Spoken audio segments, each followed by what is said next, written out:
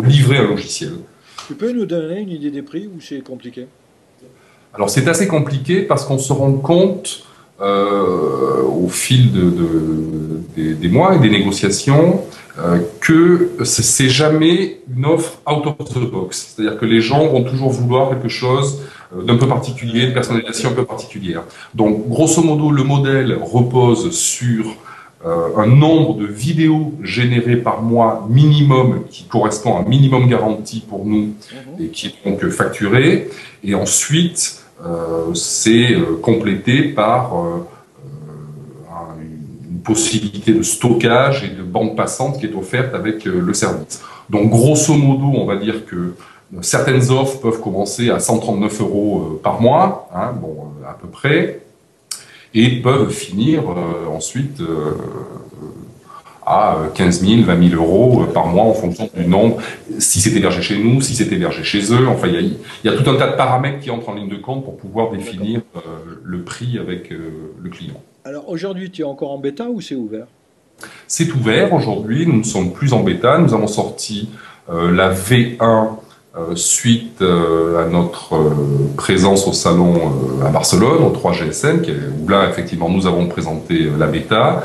La V1 est sortie en juillet, la V1.5 sortira en septembre, fin du mois, et on sera en V2 à la fin de l'année. Bon, tu peux donner une URL pour qu'on aille voir?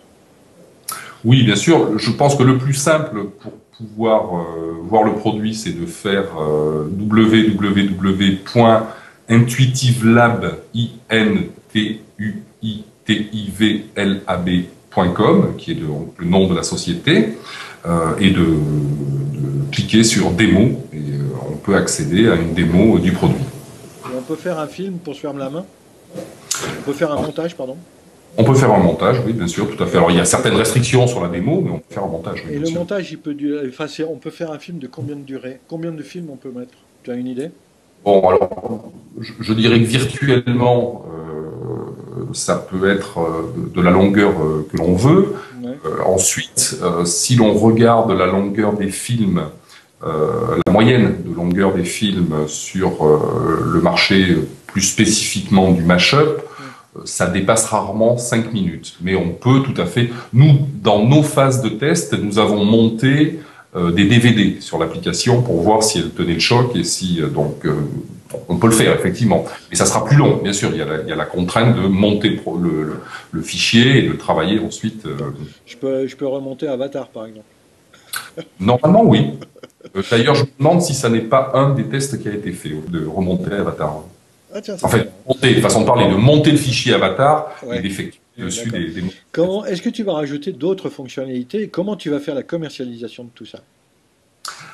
Alors, je réponds à la première question. Est-ce que nous allons rajouter des fonctionnalités? Oui. Nous allons rajouter des fonctionnalités en fonction des retours que nous avons sur nos prospects et nos partenaires. Là aussi, on peut considérer que le marché est divisé en deux. Il y a des entreprises avec lesquelles nous travaillons qui sont sur des marchés, qui travaillent avec le consommateur. Donc, ce sont plus des fonctionnalités qui vont permettre, par exemple, de rajouter des transitions animées, enfin bon, de faire quelque chose de grand public, on va dire. Hein. Pour ce qui est du marché plus professionnel, qui va donc permettre aux entreprises, par exemple, de faire des montages pour des films publicitaires rapidement, ce genre de choses, va arriver très rapidement les fonctions de générique, d'indexation, c'est-à-dire chapitrage, ce qu'on appelle le chapitrage, de doublage, de pouvoir mettre une voix off pour pouvoir faire un doublage, par exemple, bon, ce genre de choses. Aujourd'hui, nous avons quasi exclusivement travaillé vraiment sur l'interface utilisateur pour qu'elle soit la plus ergonomique, la plus intuitive possible.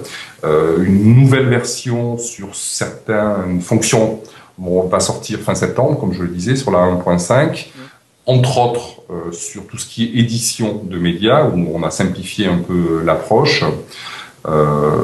Et ça, ce sera commun aux deux marchés, je dirais, marché de l'entreprise professionnelle et marché du consommateur. Pour ce qui est de ta deuxième question, la commercialisation, la commercialisation, on l'a fait exclusivement en travaillant des prospects que nous avons eu. On en a eu environ 150 sur le salon du 3GSM. Il y a eu 350 visites et 150 contacts confirmés. Et là, je dirais, c'est avec nos petites mains qu'on se déplace et qu'on va voir les gens, qu'on appelle et qu'on crée contact. Et que, voilà, grosso modo, c'est ça. Sachant que nous sommes actuellement sollicités dans 3 pays qui sont pays de l'Est, on va dire la Russie, les États-Unis et UK, pour certaines entreprises souhaiteraient pouvoir distribuer le produit. Donc on est en train de regarder comment ça peut se passer. Ceci dit, je dirais que la position que j'ai d'un point de vue commercial, c'est de travailler avec des entreprises qui ont déjà une audience importante et qui sont donc capables de faire une promotion sur le produit auprès de leur propre audience. C'est par exemple le cas avec Brajkov, où nous sommes intégrés dans l'offre Brajkov Express qui va sortir, et où une personne qui prend un abonnement Brajkov peut prendre aussi un abonnement sur l'outil de montage, par exemple. Et c'est une stratégie sur laquelle on est en train de travailler aussi avec une société qui s'appelle Bouvel en UK. Enfin bon, voilà, c'est un peu le... Bon, écoute, ça me paraît tout à fait intéressant. Je remarque en tout cas que les Français jeunes ou un peu moins jeunes, j'allais dire, partent la fleur au fusil worldwide, là, non? Oui, tout à fait. C'est quelque chose qui nous a étonné, oui, d'une certaine manière.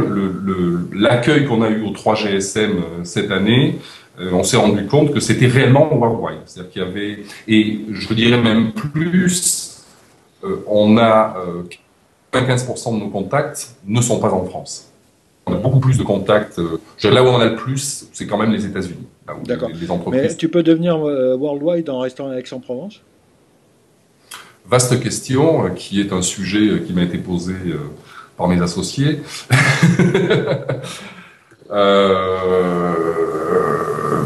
Peut-être pas. Peut-être pas.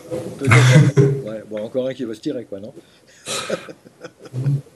Non, c'est pas se tirer, mais c'est développer un réseau et être présent, effectivement, d'où l'intérêt et le regard que je porte sur les gens qui souhaitent nous distribuer dans le monde entier, quoi. C'est-à-dire d'avoir un réseau de distributeurs, ça peut être intéressant. Ensuite, nous avons certains partenariats, et entre autres un partenariat très fort avec le leader mondial du codec haute définition sur le mobile, qui s'appelle Mobiclip.